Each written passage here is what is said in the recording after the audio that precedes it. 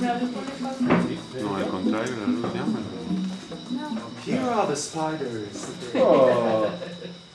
La araña violín. Spiders are pretty complex. No, but I will show it to you because we have a gigantic one in the room.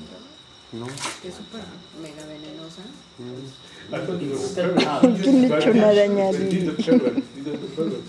Es que tiene como un violín.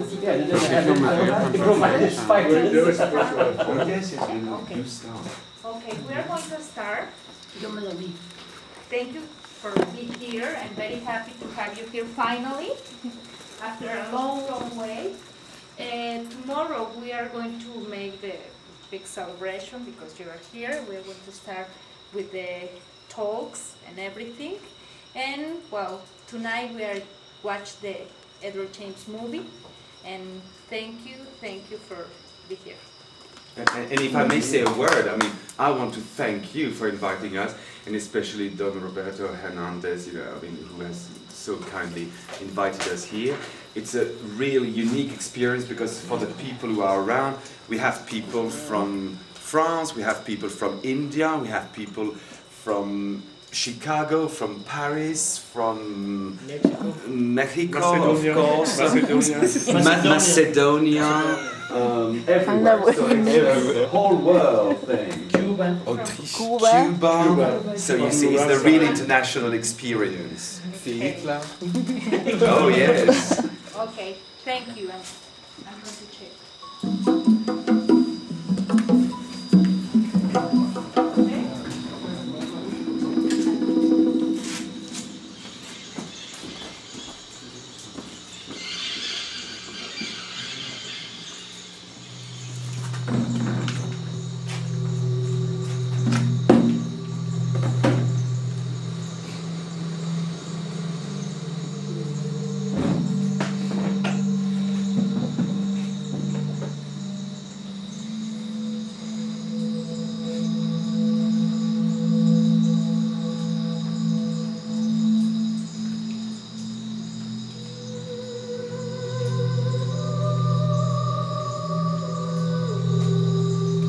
Las Posas is certainly very, very rare as a piece of creation. It's full of surprises, but it's a place which is enormously atmospheric, and you have a tremendous sensation of discovery.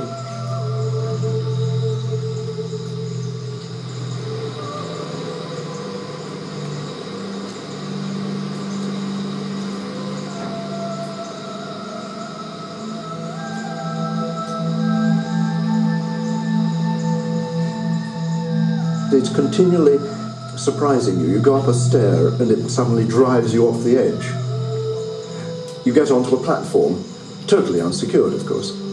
No railings or anything like that. Walk to the edge and suddenly you realise you're looking down an immense distance and a whole series of elegant, thin concrete castings are coming up, rising beside you and oscillating gently as soon as they're touched.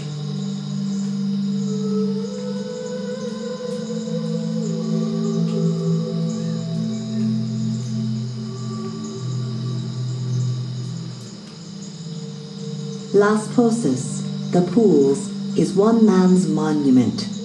These 80 acres of remote jungle, a day's drive south of the Texas border, have been transformed into a playground of the imagination, filled with fantastic surrealist structures. The man behind Las Posas was an eccentric Englishman named Edward James. Born to immense wealth and privilege, Edward's life imitated the surrealist art he loved, in its extravagance and unpredictability, its defiant mix of seriousness and whimsy. A man of extremes, Edward dined with kings, scandalized society with his sexual escapades, and spent months by himself in a hut in the jungle. Became friend and patron to a generation of artists that included Dali, Picasso, and Stravinsky. But rich as he was, he yearned for something money couldn't buy, to be recognized as an artist in his own right. Only only since his death in 1984 has the world begun to discover the true artistic legacy of Edward James, one of this century's unsung architects of beauty.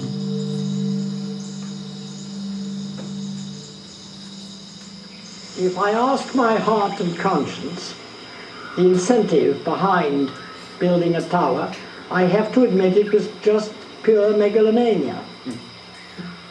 All creative people work from their subconscious outwards. I'm not an intellectual at all. In fact, most intellectuals resent me. They all realize I'm not one of them, and it's quite nasty. To them, I'm sort of an overgrown child. And I always try, and now that I'm old, saying I'm in my second childhood, you must excuse me. But of course, that's not strictly true, because I've never grown out of my first childhood. The surrealist world was very much the world that suited him. A world that was slightly off pitch, off focus. And where he fitted in, that was his world. A world where everything seemed, I always think that my Greek portrait of him is absolutely perfect. Edward looking at the back of Edward's head. Edward not really knowing what he was himself. Edward not seeing his face in the mirror. Edward following this Edward that went on forever.